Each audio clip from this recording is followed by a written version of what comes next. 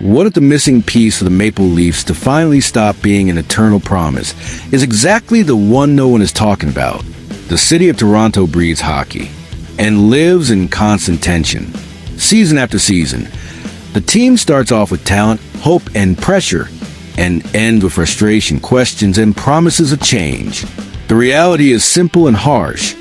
The Leafs, even with a star-studded generation led by Austin Matthews, William Nylander, and Mitch Marner, can't win when it matters most.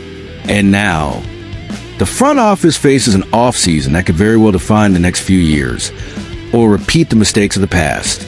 But this time, what's at stake is not another overpriced superstar, nor a blockbuster trade. What could change everything lies in a subtle move, strategic and affordable, a name that has been quietly rediscovering himself, a veteran that many had written off, but who's been playing like he's 25 again, Matt Duchene. Yes, the same Duchene who was once a star in Colorado, went through Ottawa and Nashville, and is now coming off a resurgent season in Dallas, where he posted nothing less than 82 points in 82 games. At 34 years old, he reinvented himself, playing with intensity, vision, and, most importantly, consistency. Duchene was a quiet pillar of a team that went far, and now enters another offseason as one of the most intriguing names on the market. What makes this story even more interesting is what he said off the ice. In a recent interview, Duchene made it clear that his focus now is stability. He no longer wants one-year deals. He doesn't want to keep jumping from city to city. Despite still playing at a high level, the priority is to secure long-term safety for his family. In his own words, "My kids are getting to the point where you got to seek stability, so one-year contracts are tough." And that's where things start to take shape. Toronto needs exactly someone like Duchene. The team has a clear hole on the third forward line, a role that was supposed to be filled by Scott Laughton, acquired before the trade deadline, but who simply did not perform as expected. Laughton has value. He's physical, consistent, and useful. But on offense, especially as the center of the third line, it became evident that he wasn't the right piece.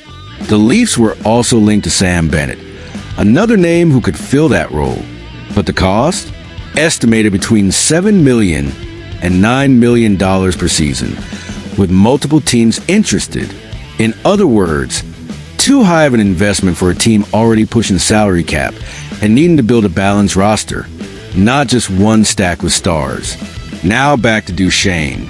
Last season, he accepted to play for $3 million, an incredibly affordable number for someone who produced a point per game, and all signs point to him accepting something similar, as long as the deal offers him stability. Toronto, meanwhile, is about to open up significant cap space. And if there's ever a time when this partnership would make sense, it's now. Even if no official source had confirmed that the Leafs are eyeing Duchene, the logic is undeniable. The front office needs to find creative solutions. It needs to bet on players who deliver more than they cost. It needs veterans who are hungry to win. And more than that, it needs to fill the gaps that have been holding this team back for years. Think about it.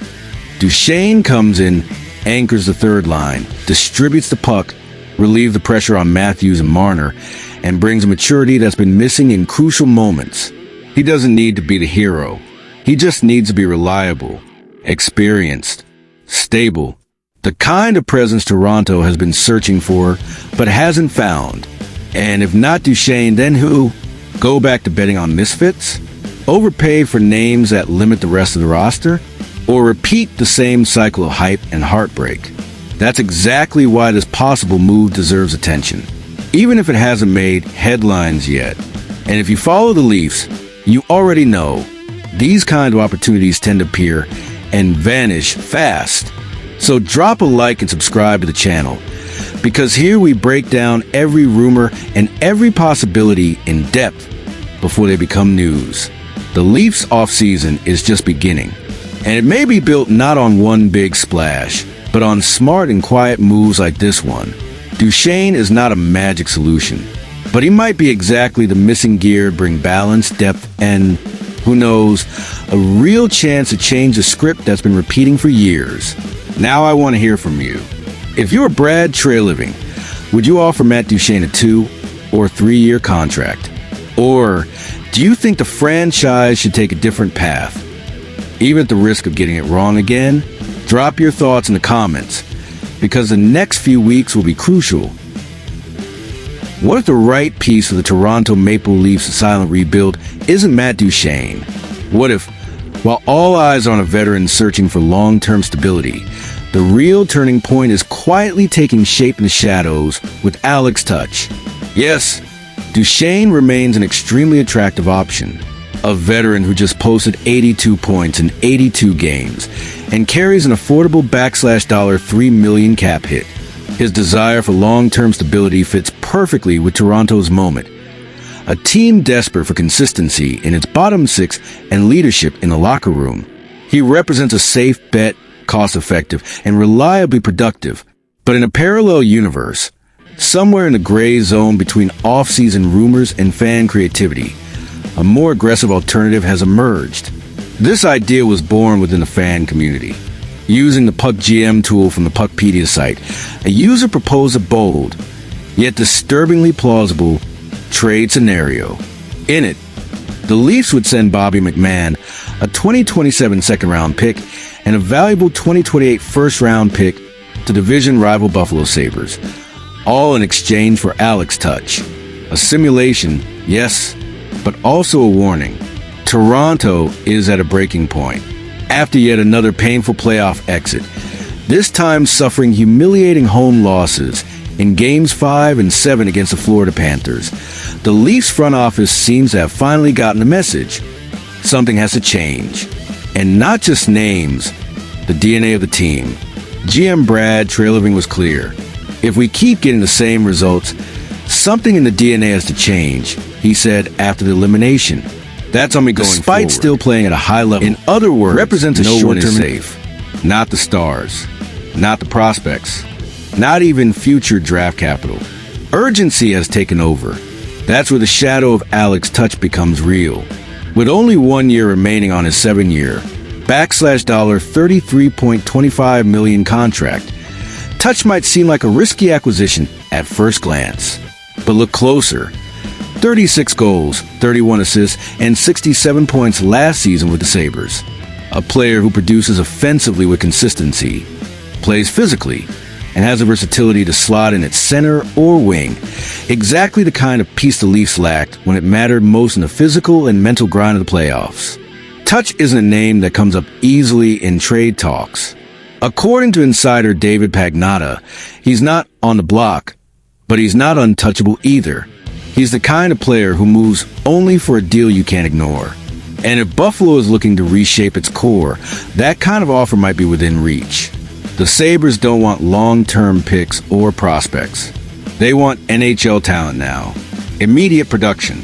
And Bobby McMann could, surprisingly, check part of that box. McMann is coming off his best NHL season, with 20 goals and 34 points. Flashing moment of aggression and offensive burst. But in the playoffs, he vanished. 13 games, 0 points. And on a team that measures success in April and May, that doesn't go unnoticed. Moving him, along with 2 draft picks, is a bold decision, but maybe a necessary one if Toronto wants to level up. What makes this even more intriguing is that Tuch is eligible to sign an extension starting July 1st. That changes everything. He wouldn't just be a 1-year rental. He could become a central piece of a new Leafs core, especially if Mitch Marner and John Tavares aren't in the front office's long-term plans beyond 2025. With significant cap space opening up, Toronto could realistically become a long-term home for Tuch. Now imagine the setup. Duchene on the third line, bringing experience and stability. Tuch on the second, delivering physicality, scoring, and intensity. A heavier, more mature roster finally built for the grind of playoff hockey. For the first time in years, Toronto could head into the postseason with a roster balance between skill and grit. Not just built to compete, but built to survive. But not everything is smooth.